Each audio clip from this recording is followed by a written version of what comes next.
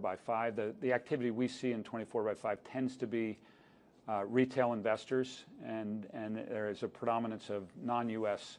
clients. That's where we've seen the activity so far. So moving gears to Donald Trump again, he has definitely vowed to be the crypto president, and we have already seen some moves to sort of roll back some of the harsher or tougher regulation on crypto. You have signaled your intentions to get bigger in crypto. Talk to me about what your latest, sort of crypto business looks like and where you see things going. We think we're the premier destination for investors interested in investing in crypto. We custody the most crypto ETF assets in the industry. We are working on a plan to launch spot crypto in the next 12 months, ideally this year, but in the next 12 months. We have lots of ways for clients to get invested in crypto. They can buy the ETFs, and again, we're the #1 destination for doing that.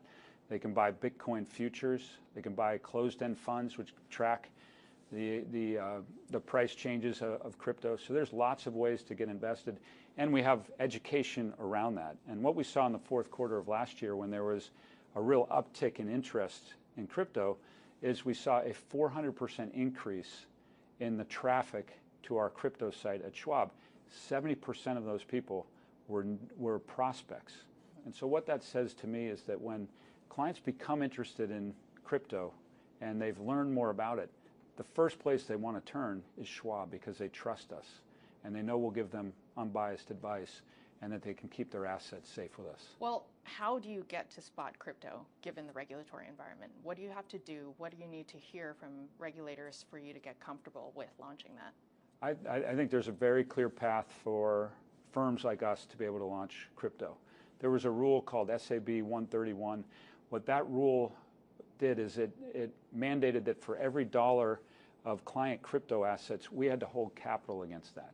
Of course, client equities and client fixed income assets, we don't have to hold any capital against. But because people were particularly worried about crypto, as a bank holding company, we would have had to hold capital against it. That made it impossible for us to be in the market. That rule has been changed, and regulators broadly, other regulatory bodies have followed that guidance. And so I do think there is a clear path for getting this done. And we've spoken with our regulators, and again,